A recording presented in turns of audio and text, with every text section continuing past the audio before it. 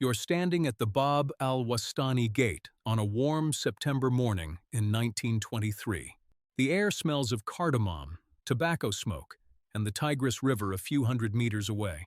Palm trees sway gently in the breeze as merchants unload wooden carts filled with dates and figs.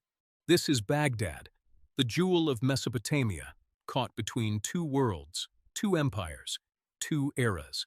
Today, we will walk through a city that does not yet know it is living its final chapter.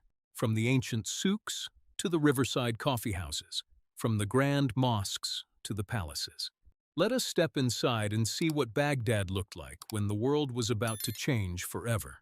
The gate towers above you, its Ottoman-era brickwork weathered by centuries of sun and storms. Soldiers in faded khaki uniforms lean against the wall, smoking cigarettes and watching the crowd. Women in black abayas glide past, baskets balanced on their heads while barefoot children chase. You pass through the gate and the noise hits you like a wave, voices shouting in Arabic, Kurdish. The narrow street ahead is packed with people, donkeys, and the occasional Ford Model T honking loudly. Wooden balconies jut out from second-story windows, their latticework screens hiding the faces. The smell of fresh bread drifts from a bakery, where a man pulls flatbreads from a clay oven. A donkey brays somewhere nearby, and a street vendor calls out his wares in a rhythmic chant. Turning left into Al-Rashid Street, the main artery of the city, the scene transforms completely. This is the commercial heart of Baghdad, where East truly meets West in 1923. British officers in pith helmets stride past Ottoman-style buildings now flying the new flags. Shops sell everything from Persian rugs to English biscuits, from brass lanterns to gramophones. A tram rattles down the center of the street, its bell clanging, passengers hanging from the sides. Coffeehouses line the sidewalk, their wooden chairs filled with men playing backgammon and coffee. You can hear the clatter of dice, the murmur of political debate, and occasional bursts of laughter. The conversations are tense. Everyone talks about King Faisal, the British Mandate, what it means. Above the shops, apartment windows frame glimpses of domestic life unfolding in the afternoon heat. A woman hangs laundry on a line stretching between buildings, white sheets snapping in the breeze. Children lean out of windows, calling down to friends playing in the street below with wooden hoops. An elderly man in a white dish dasha sits on a balcony, reading a newspaper and occasionally looking up. The architecture tells the story of conquest, layered upon conquest, across 1,000 years of time. Arched doorways bear Ottoman calligraphy carved into stone, now fading beneath layers of dust. British administrative buildings stand awkwardly among them, their Victorian brick out of place here. A mosque minaret rises between them, its blue tiles catching the light, timeless and unmoved. Following the street toward the river, you reach the edge of the old city where the souks begin. Here, time seems to stop entirely, as if the 20th century has not yet arrived at all. The covered bazaar stretches ahead like a labyrinth, its vaulted brick ceilings filtering sunlight. Stalls overflow with saffron, cumin, dried lemons, and pistachios piled into pyramids of color. A silversmith hammers intricate patterns into a tray, the rhythmic clink echoing through the alley. Next to him, a carpet seller unfurls a crimson Persian rug, calling out prices in a sing-song voice. Silk merchants display bolts of fabric from Damascus, their colors vivid even in the dim light. The air is thick with the scent of leather, spices, and sweat from the crowd pressing forward. You squeeze past a porter carrying a tower of copper pots on his back, his feet moving with ease. A spice vendor offers you a pinch of sumac to taste, grinning through a mouth of gold teeth. A young boy runs past, carrying a tray of tea glasses balanced impossibly on one hand, going somewhere. Deeper into the souk, the goods become more exotic, more valuable, more carefully guarded now. Gold merchants sit behind iron grills, weighing chains and bracelets on tiny brass scales. Booksellers display ancient manuscripts alongside contemporary newspapers, old and new, side by side. A perfume seller beckons you closer, opening small glass bottles and waving them beneath your nose. Oud, amber, musk, scents that have been sold in this exact spot for 800 years. A knife maker sharpens blades on a spinning stone wheel, sparks flying in the dim light of his stall. His knives are famous across Iraq, their steel folded 40 times and etched with Quranic verses. An herb seller crushes mint leaves between his fingers, releasing their sharp fragrance into the air. Baskets overflow with za'atar, turmeric, and dried rose petals used for cooking and medicine.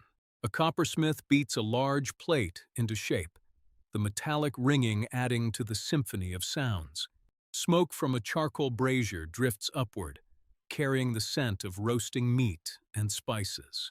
Emerging from the souk, you find yourself at the Tigris riverbank, where the city takes a breath. The water is brown and slow, reflecting the pale sky and the date palms lining the opposite shore. Wooden boats, called bellums, drift lazily, ferrying passengers and goods across the current with oars. Fishermen sit on the stone embankment, mending nets that have been used for 1,000 years. Across the river, you can see the minarets of the Al-Kadhimiya Mosque rising like sentinels above it all. A British gunboat sits anchored mid-river, a grim reminder that Baghdad is no longer Ottoman. The riverbank is alive with activity even in the afternoon heat when most of the city rests. Washerwomen kneel at the water's edge, scrubbing clothes against flat stones and singing work songs. Boys dive naked from the embankment, their bodies flashing brown against the muddy water, laughing. A man leads his donkey down to drink, the animal stubbornly refusing to move the last few steps. Walking north along the river, you pass coffeehouses built on wooden platforms extending over water.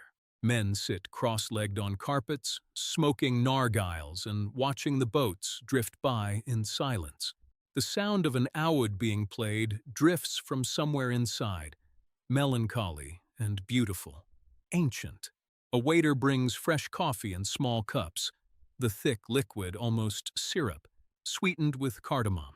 The conversations here are quieter, more philosophical, debating poetry and religion rather than politics. This is where Baghdad comes to think, to remember what it was before the wars and occupations began. Some men read newspapers printed that morning, their pages rustling in the breeze from the river. Turning inland again, you arrive at the Al-Kadhimiya district, dominated by its golden-domed shrine. Pilgrims from across the Islamic world crowd the entrance, removing their shoes and bowing as they pass. The courtyard is vast and serene, its tiles cool beneath your feet, its walls covered in blue mosaics. Vendors sell prayer beads, religious texts, and bottles of rose water to sprinkle on the graves. The call to prayer begins, echoing from 100 minarets across the city, and everyone bows. Inside the shrine, the walls are covered floor to ceiling in mirrors that reflect candlelight infinitely. The tomb itself is enclosed in silver grillwork, worn smooth by the hands of millions of pilgrims. Old women press their faces against the metal, weeping and praying in whispered Arabic and Persian. The smell of incense and rosewater fills the air, mixing with the scent of humanity packed close. Beyond the shrine, the residential quarters spread out in a maze of narrow alleys and hidden courtyards. Houses are built around central gardens, their walls blank to the street for privacy and for coolness. You catch glimpses through open doors, children playing, women preparing food, men napping on divans. A baker carries a tray of dough on his head to the communal oven at the end of the street. The oven is ancient, brick-domed, its interior glowing red-hot from burning date palm wood all day. Women wait their turn, gossiping and watching their children play in the dust of the alleyway. One by one, they slide their trays inside, retrieving them minutes later with bread puffed and golden. An old man sits in the shade of his doorway, carving wooden beads for prayer chains with a small knife. His hands are gnarled with age, but they move with the precision of 60 years of daily practice. A cat sleeps curled in a patch of sunlight, its ears twitching at the sound of passing footsteps. A child runs by chasing a hoop with a stick, laughing as it rolls down the narrow alley ahead. Baghdad in 1923 is a city of 500,000 souls, the largest in Iraq still. It has survived the Mongols, the Persians, and the Ottomans, but the British occupation weighs heavy. In just a few years, the monarchy will fall, the British will leave, and new conflicts will come. But the people walking these streets do not know that yet, and perhaps that is a mercy after all. The sun is setting now, turning the Tigris into molten gold, and the evening call to prayer begins. You stand on a rooftop terrace overlooking the city, watching smoke rise from 1,000 fires. Baghdad stretches in every direction, ancient, stubborn, beautiful, and utterly unaware of next. Minarets pierce the sky like needles, their shadows lengthening across the rooftops as light fades. The sounds of the city soften. The merchants close their shops. The children are called inside. The muezzin's voices overlap and echo, creating a haunting chorus that has marked the hours here. This is Baghdad at the edge of an era, a city that has seen empires rise and fall for millennia. Like and subscribe, because the next journey through time begins soon, and history will never end.